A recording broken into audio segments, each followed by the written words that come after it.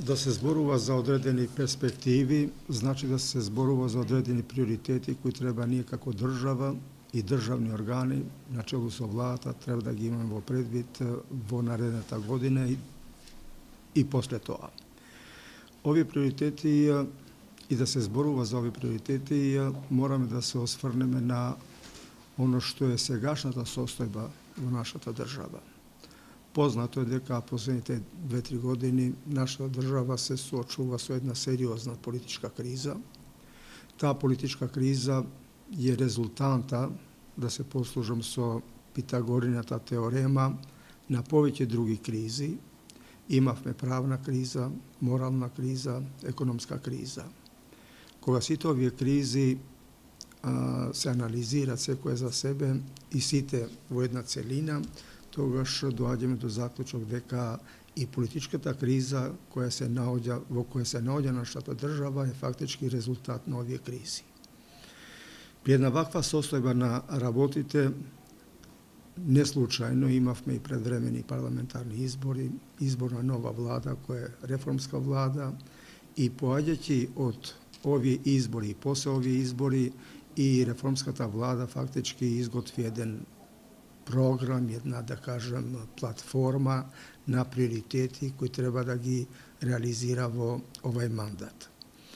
Сметам и длабоко сум убеден дека кога станува збор за приоритетите, повторно треба да се ангажираме како држава и како државни органи, како државна власт на оние точки, на оние теми, на оние дилеми, на оние проблеми кои се фактички и надоврзани и се резултат на целата општествена криза во нашата држава.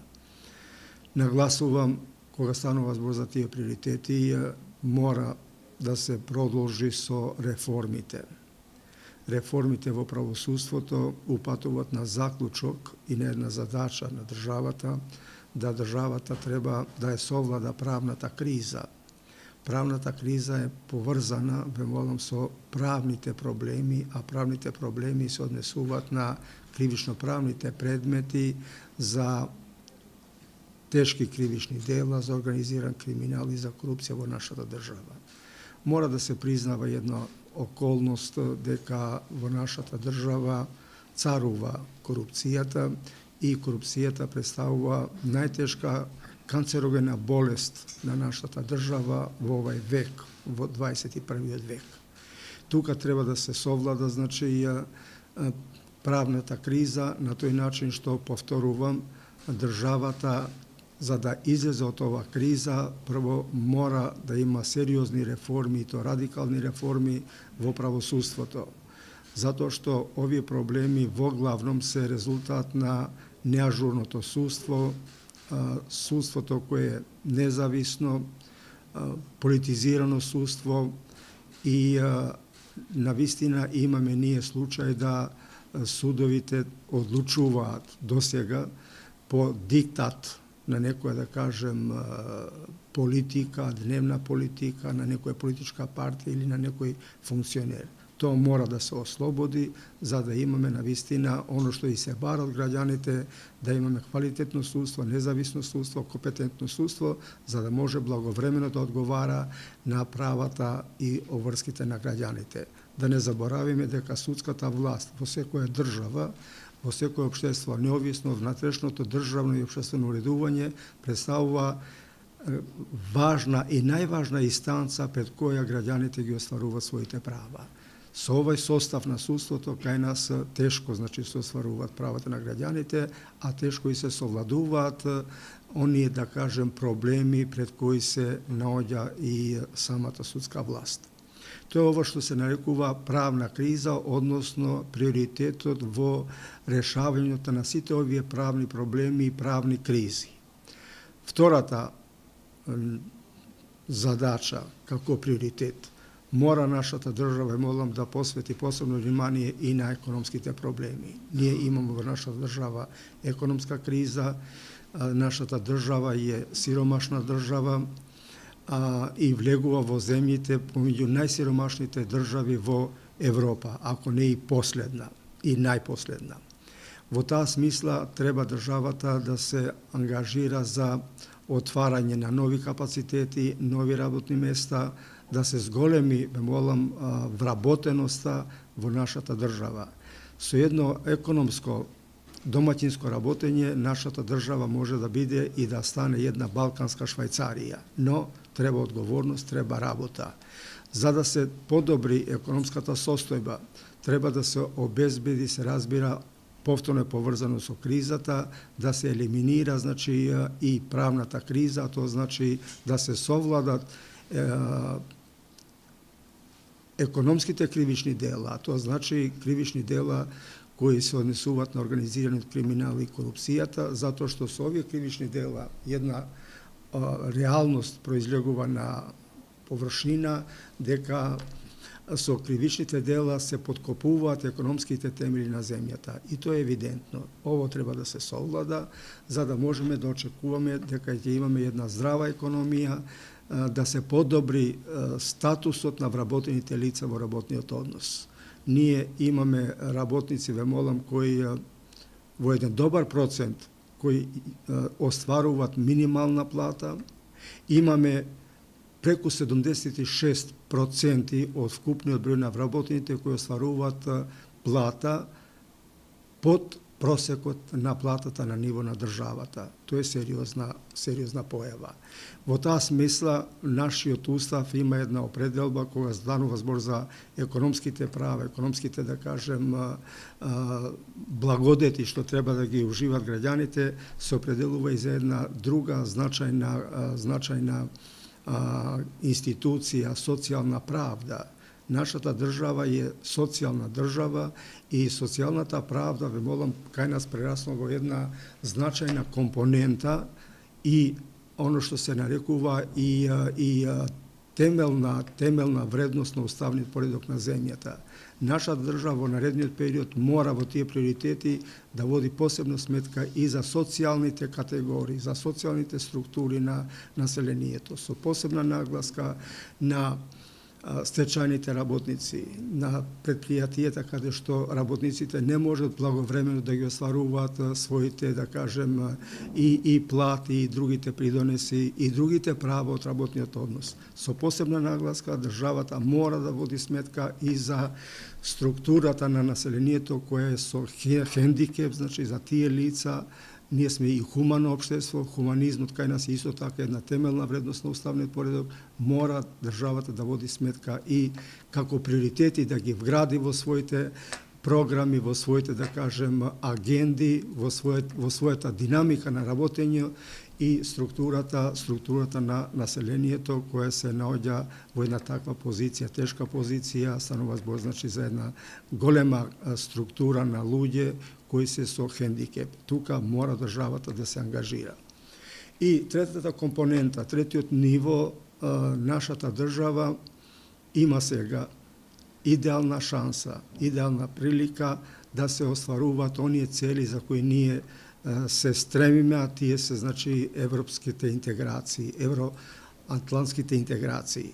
Имаме идеална шанса наредната година ние да станеме членка на структурата на НАТО, а се разбира со ова, значи, активност која треба да се реализира и да има резултати во тоа, наша држава да почне и да го добие датумот за преговорите на членството во Европската Унија.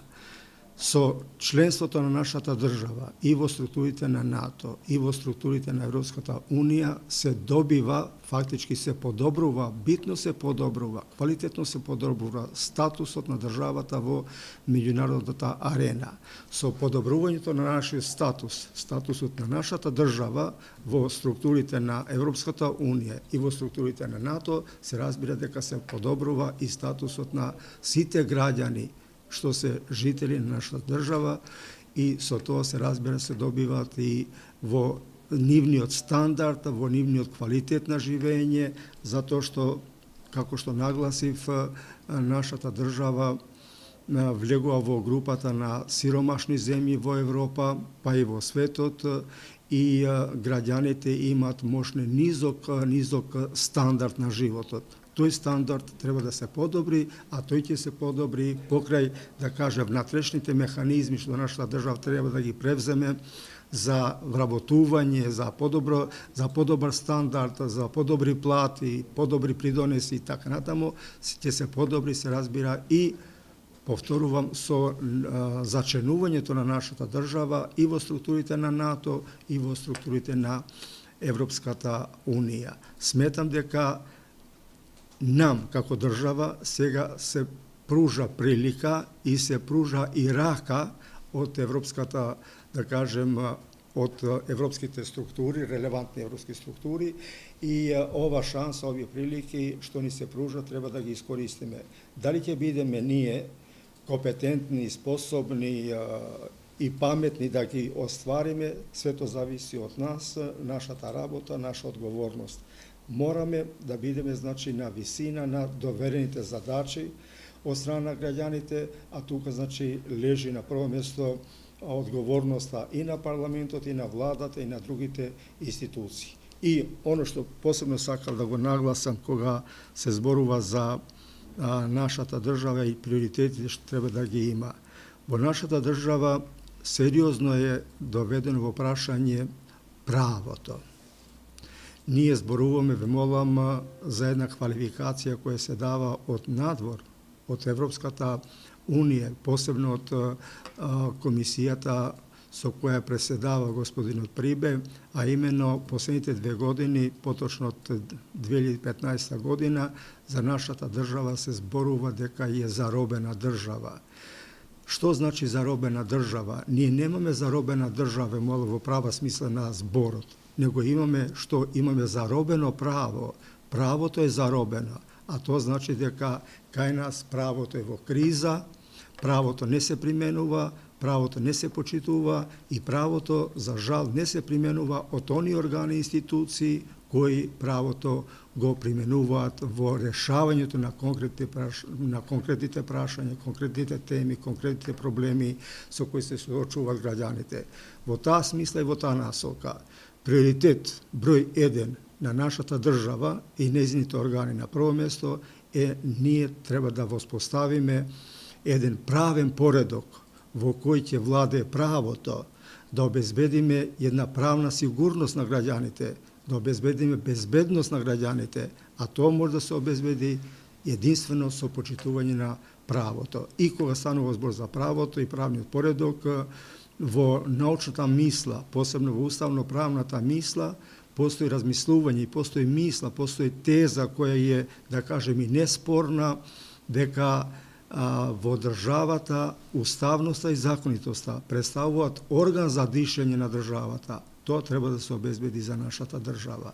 За тоа да се обезбеди, значи мора правото да си го завземе своето место што го има, а за сега во поголемиот дел на институциите, на место правото владе неправото.